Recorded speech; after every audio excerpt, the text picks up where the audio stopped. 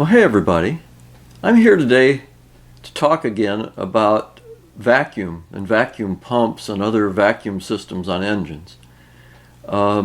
This is my, I think, third video dealing with the topic. And what happens is that, it's been quite some time ago I put a video together to answer some questions about why do engines have vacuum and what does it mean and how do you measure it and what's the difference between vacuum and MAP and so forth. And out of that I got some questions about, hey, what's diesels and what about supercharged? And I answered that in another video. Then I got some questions, well, hey, my truck's got a vacuum pump on it. What does that mean? And then what are the other things that, other systems that you have, like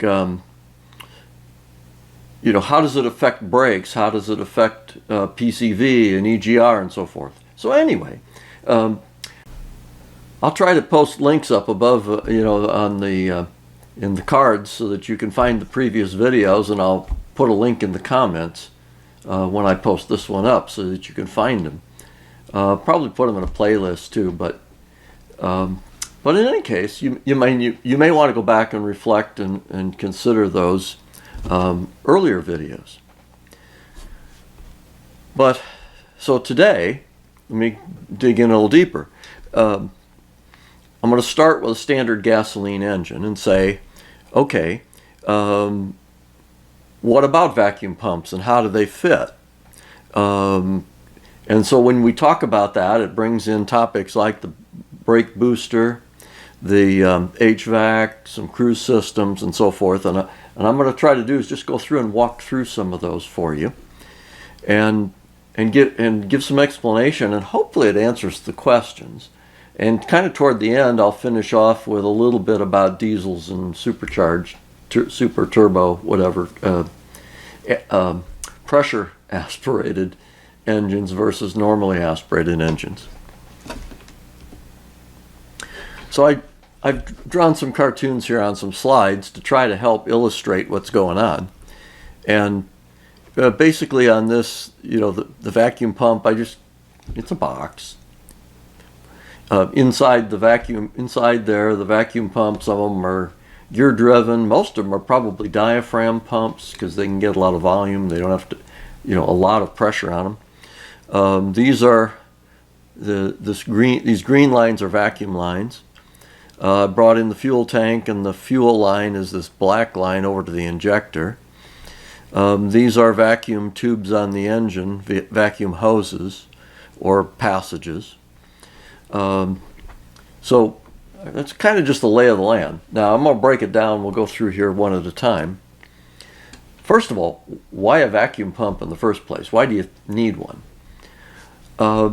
Typically, you put that pump in there to assist engine vacuum, and you do it in engines where you might not have enough vacuum, or you do it for times when you like at high altitude. I'll say back early in my career, I was working with some cars and some brake boosters, and we had a new car with a 4-cylinder engine that went into production, and it was up at altitude, and at 10,000 feet, there wasn't enough vacuum with that little 4-cylinder engine to provide enough brake booster. And I think the car company at the time was able to make some adjustments in their engine to bring the vacuum level up a little bit in those conditions, and it continued. But that was the first time I ran into it. I've been working on this Cadillac DeVille 1981 with a 864.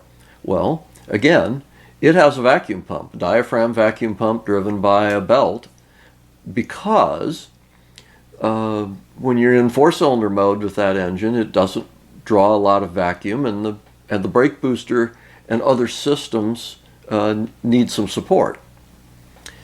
Now, one thing I didn't draw in these pictures is typically somewhere in this system, if I go to my Camaro, there's something about the size of a softball, maybe even a little bigger, that's a vacuum reservoir tank that has a check valve in line with it, so that things so that things out here, some of these other mechanical systems, have something to draw on when you stomp on the throttle hard and vacuum goes away, gets greatly diminished as the manifold pressure goes up.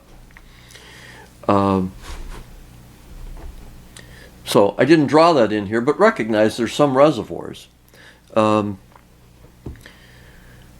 pump, a lot of times they're set up as a booster pump. In other words, use as much engine vacuum as you can, and then add to it. That's the way the Cadillac, the 1981 Cadillac is done, is it's a booster pump. It feeds into it pulls air from the accessories and puts it into the intake manifold. When I was working on hybrids, we had hybrids that, because you're going into an auto stop, you're stopping the engine in gear while you're sitting at a stoplight.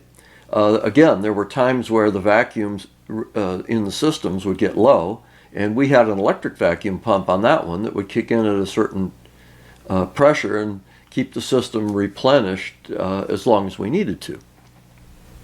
Now, when you have a vacuum pump, something to think about, a couple things. There are a lot of variables, and I can't, in a simple video like this, I can't cover all of them.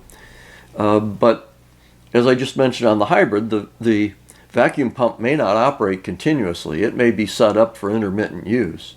Mechanical pump could even have a clutch on it, a lot like an air conditioning compressor. It just all depends on the application. There are a lot of things that you can do from that. The second thing, and I ran into this actually on the Cadillac, I wasn't able to completely sort it out, but if you think about how this pump works, if you have a vacuum leak somewhere over here, say you've got an open hose, this vacuum pump can pull a lot of volume typically. And I was pretty suspicious that I had a vacuum leak, and the vacuum pump was dropping the intake manifold vacuum on the engine because the pump was sending more air in, bypassing the throttle and sending extra air in. It wasn't just making vacuum, it was pumping air into the intake. That sort of makes sense?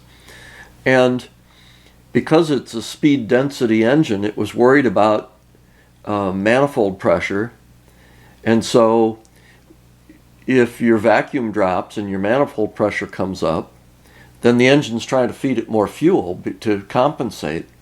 And I was dealing with a rich issue, and before the engine seized, that's another problem, go see my videos, but before the engine seized up on me, I was capping off the vacuum line, feeding that pump to do some testing, and it looked promising. So it's just something to watch out for.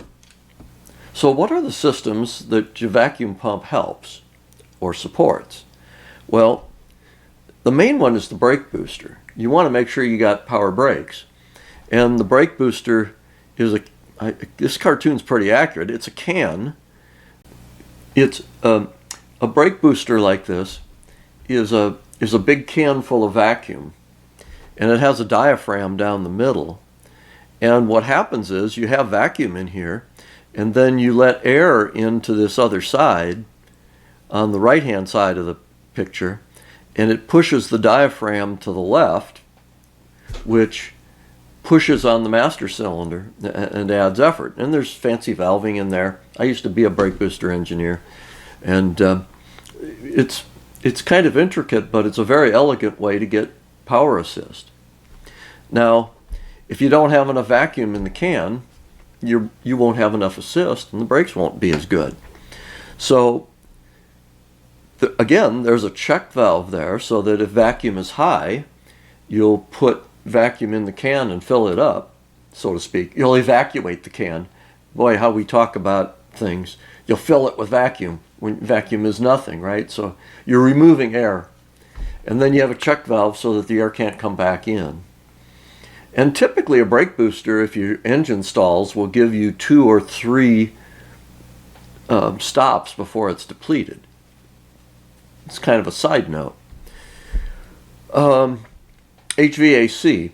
Your heater and air conditioning in most modern cars, in the old cars like my 69 Mustang, it's cables, and you pull on a cable and you move the doors for defroster or heater. As cars got more modern, they started to use vacuum to move the doors and move the dampers to get the different modes. And again, if you don't have enough vacuum, the doors will, either they won't move at all, or some of them are spring-loaded and will move back to a different position that you don't want them to be. The last good example is mechanical cruise control. Now today, again, most cruise control is electronically controlled with some kind of an electric servo motor that strokes back and forth, if you still have a cable throttle, or they're integrated to an electronic throttle body and they're turning the throttle body by computer. Back in the 80s and 90s in particular, 70s, 80s, 90s, mechanical cruise systems had a vacuum can or a vacuum diaphragm in them. And again, the vacuum is what moved the throttle, so you needed to have some stored vacuum to make that be controlled.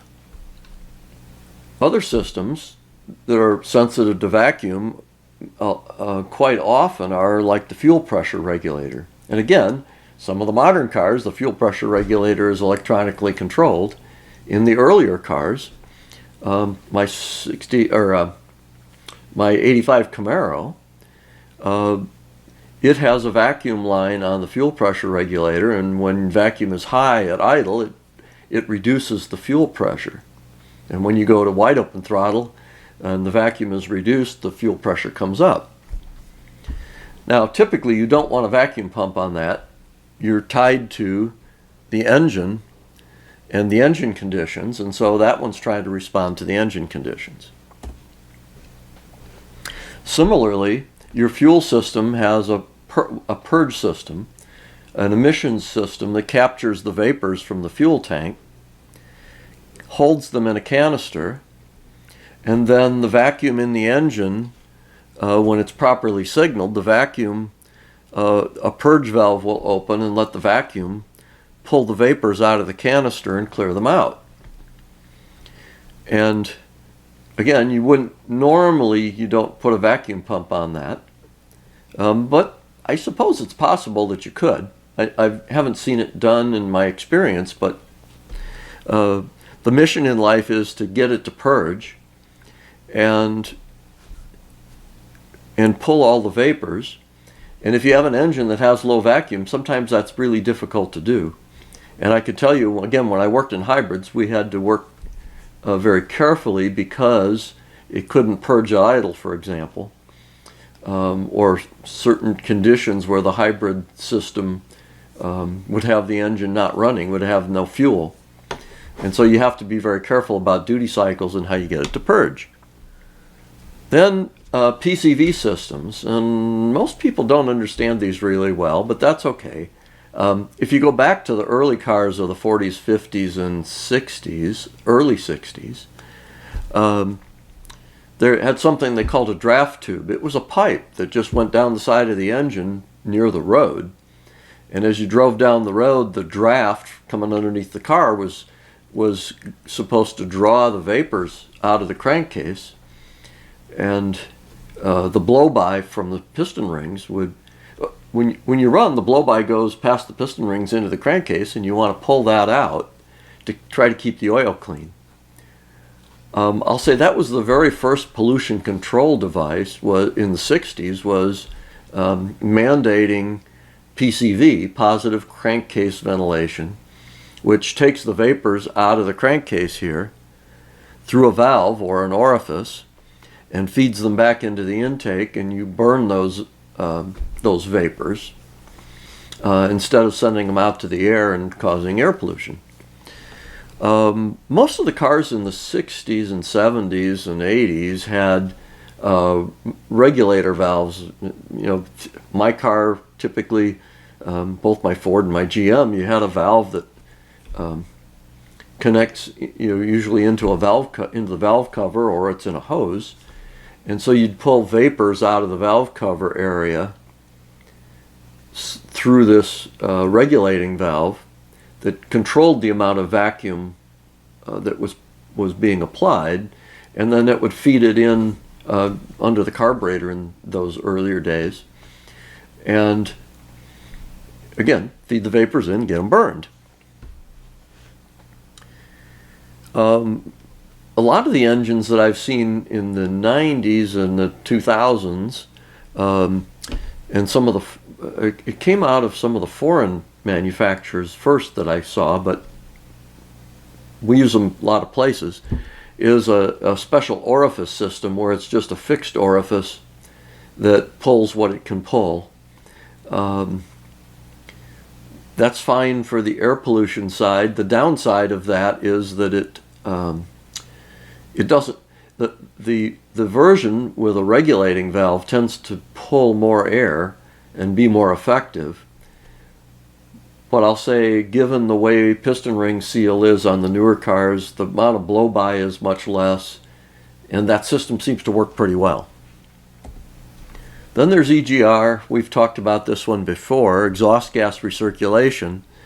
And the purpose of exhaust gas recirculation is, in one way, it sounds as though you're trying to reburn the exhaust. The assumption is that if you have an engine with good combustion, there should be very little oxygen remaining in the exhaust. And so so it won't really burn again. It's inert. And so you take this inert gas and you feed it back into the intake, and I'll put it in slang terms, it wants to put the flame out. Nitrogen oxides are formed with a very high temperature flame, and nitrogen and oxygen combine in this high temperature flame. And so what you're trying to do is, without putting the flame out, what you're trying to do is dampen the peak combustion temperatures to minimize the amount of that nitrogen oxide you create. But it affects your vacuum because it will cause you to open the throttle further because you'll have a little bit less power. And then if it's not a well-running engine or a well-tuned engine, that could hurt your fuel economy. But in real life, that dilution of your mixture makes you tip in a little bit more. It reduces your vacuum a little bit, and it takes the pumping losses down on the engine. And the EGR, properly designed and calibrated, will actually result in better fuel economy than not. Now, some of the engines, when they first introduced it in the 70s, didn't run real well. So my words are properly designed and calibrated, and that took them some years to get to. My 85 Camaro seems to work really nice with the EGR. It does very well, and the fuel economy on that car is pretty good, considering I got a deep axle ratio and Z-rated tires and so forth. It still does very well for a performance car. And again, to the comment that, these valves in the olden days, I didn't show the line on here, but they have a vacuum line that comes off of manifold vacuum to control that. In later years, this is an electrically controlled valve. They went to what they called linear EGR valves, where they had an electrically signaled valve that would move in and out to open and close the system, and it was controlled directly by the computer rather than the computer having a regulating valve regulating the vacuum to it. And if you want to see what those look like, look at some of I've got videos posted on EGR on my 85 Camaro, and that shows you kind of how the computer controlled systems work, where they're using vacuum to control the EGR valve. Now finally, what about diesels and vacuum pumps? Well, the plumbing may vary, but the standard diesel engine is not a throttled engine. It runs wide open throttle all the time, and it's controlled by the amount of fuel that's injected directly into the cylinder. So it doesn't have vacuum at all. So again, if you have brake boosters, HVAC, you name it. But if you have a diesel engine in a car that has, you know, vacuum brakes, vacuum powered air conditioning systems and so forth, and perhaps even some vacuum driven emission controls, I don't know about that one, then you need what you got here, which is you need a vacuum pump. And I just showed this vacuum pump with gears on it for the sake of, you know, a gear pump. Like I say, most of them are probably diaphragms. But you've got a place where you got vacuum accessories that need vacuum, and it will pull the air out of those and create a vacuum, and it'll send that out to atmosphere, probably through some kind of a filter system to keep from getting dirt into the pump. But in the typical diesel, it's probably uniquely separated. It's not really integrated into engine controls. It might be driven by a belt on the front of the engine, but if you watch where it goes, you know, it's probably, it could be that they'll feed it into the intake to use the air filter on the engine, and let the air that it's pulling in get fed into the intake and driven through, burned in the engine. I think it's up to the manufacturer, to the engine engineers, and how they want to mechanize that. And if you happen to have a diesel with a turbocharger on it or a supercharger, again, this can be run as an independent system and should work just fine. Then people have been asking about supercharged turbocharge on gasoline engines. This one's from one of those previous videos. And